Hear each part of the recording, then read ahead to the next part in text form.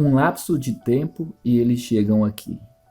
Faz 1 ano desde sua libertação e eles ainda estão no deserto. Quando a Páscoa é compreendida, o presente poder de libertação é uma coisa muito inteligível. Veja Êxodo capítulo 13, verso 3. Eles haviam estado em cativeiro, mas haviam saído do Egito e estavam no deserto, embora ainda não estivessem em Canaã. Eles tinham memória da libertação, como fadiga, e exercício como frutos, porque estavam no deserto. Portanto, temos a alegria e a paz da libertação, mas ainda não temos descanso. Eles estavam fora do Egito, mas em aflições e provações. Eles sentiram isso quando disseram: não havia túmulos no Egito?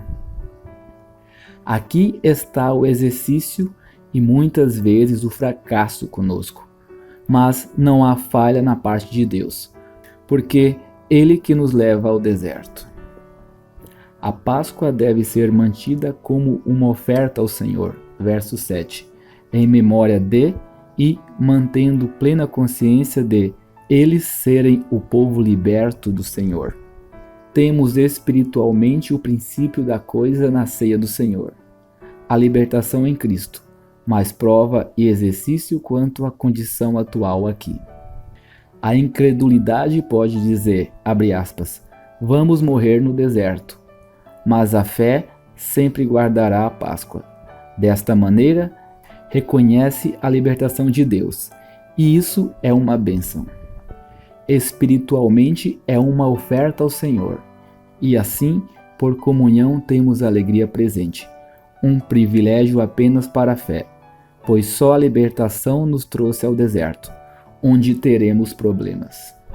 Vemos no verso 9 e etc., graça e santidade reunidas para enfrentar a contaminação.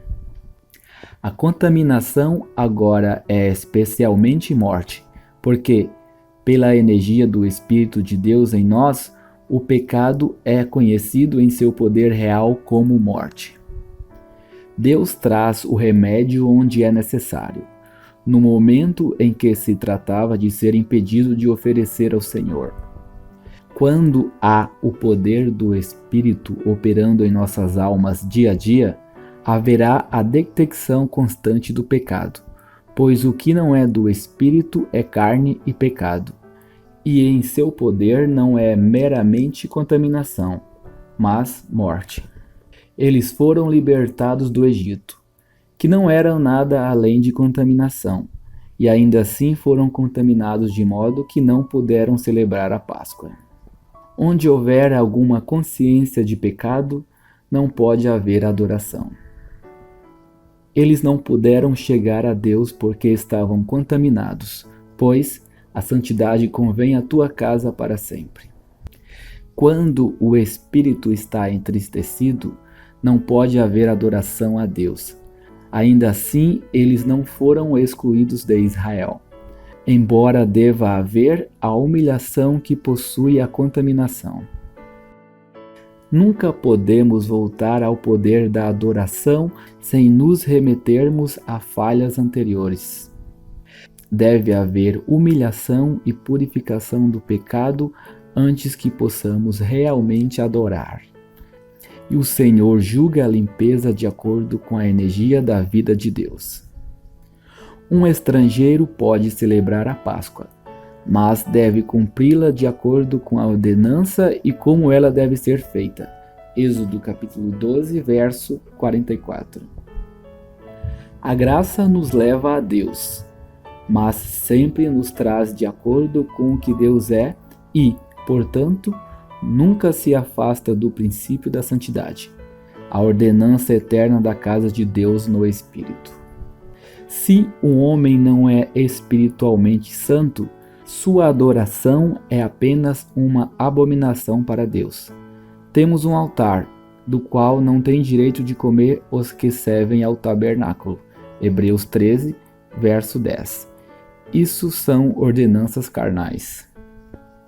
O verdadeiro privilégio da casa de Deus é a santidade interior. Neste lugar de adoração, a presença de Deus é encontrada. Dá luz, orientação, abrigo, tudo. Assim, verso 15, a nuvem cobriu o tabernáculo. A presença de Deus estava lá. Israel deveria saber que Deus os tirou do Egito para que pudesse habitar entre eles. Êxodo 29, verso 46. Daí o poder da graça, pois tudo o que é inconsistente com a santidade está deixando de lado o propósito da redenção. Abre aspas, para que eu possa habitar entre eles. O Senhor nos deu outro Consolador para habitar conosco para sempre. E dizendo, o Senhor está entre nós ou não, está duvidando do poder e da presença do Espírito de Deus. Tentar o Senhor não é mera precipitação, mas fazer algo para tentar se o Senhor está conosco ou não. A presença do Senhor está sempre conosco para abençoar, e estando conosco, deve necessariamente detectar o pecado. A nuvem estava sempre lá, de forma que tudo o que eles fizeram deveria ter tido a consciência de que o Senhor estava com eles. A incerteza do dia a dia, a falta de água, etc. Lança-los à dependência do Senhor. As dificuldades do caminho ensinaram-lhes que Deus estava sempre perto para ajudá-los. O Senhor, em sua graça, sempre nos manterá em lugar de dependência para abençoar as nossas almas. A dependência total de Deus sempre dá bênçãos inteiras no deserto. Ao mandamento do Senhor, os filhos de Israel viajaram, e ao mandamento do Senhor eles acamparam. Verso 18. Portanto, Jesus nunca foi, a não ser para onde a nuvem o levava. Assim, quando eles lhe disseram que Lázaro estava doente, ele demorou 2 dias, e ainda assim ele amou Lázaro. É importante que não façamos apenas o que é mal, mas que o que fazemos seja feito porque é a vontade do Senhor. Nem um passo em minha jornada, mas o Senhor pensou sobre isso para mim, portanto, temos que correr a corrida que nos foi proposta. Se a nuvem não se move, não podemos nos mover. Nossa total incapacidade de agir é nosso poder contra Satanás. Novamente, se eu não tenho nenhuma luz sobre qualquer passagem, isso não significa nada para mim. Se não temos uma palavra de Deus, nada podemos fazer. Porque é por cada palavra que sai da boca do Senhor que o homem vive. Paulo não fez nada por Epafrodito. Filipenses 2, 27. Deus o curou à sua maneira. Deus se encarrega de cuidar de nós porque estamos no deserto, onde não há caminho, para que o próprio Deus seja o nosso caminho. Ele não nos dará uma maneira que a natureza possa descobrir. Seu caminho só se encontra na comunhão com o Senhor. Quando dizemos, não há caminho, isso nos lançará sobre Deus, que nos guiará em seu próprio caminho. No deserto existem dificuldades, e aqui está a prova da espiritualidade dos santos. No momento em que perdemos o senso de dependência de Deus, somos abandonados a nós mesmos. Então, há um caminho que ao homem parece direito, mas o fim dele são os caminhos da morte. Provérbios capítulo 14, verso 2. É uma palavra solene. Abre aspas. Efraim está entregue aos ídolos. Deixe-o. Fecha aspas. Oséias capítulo 4, verso 17. Conosco, não deve ser apenas fazer a vontade de Deus, mas fazê-la porque é a vontade de Deus. Deus libertou os filhos de Israel para que pudesse habitar no meio deles no deserto, onde não havia caminho. e sua orientação provou que ele estava entre eles.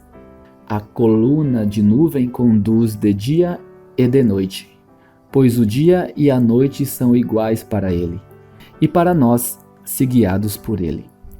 Pedro não podia andar mais no mar calmo do que no agitado sem o Senhor. Precisamos de disposição de mente para ser sempre guiados pelo Senhor. Somos crianças e temos tanta certeza disso que desejamos ser servos. Jesus era o Filho de Deus, mas tomou o lugar de um servo. Foi a ele, ao ocupar este lugar, que Satanás disse: se tu és o Filho de Deus, lança-te para baixo, procurando lançar uma dúvida sobre o cuidado de seu pai.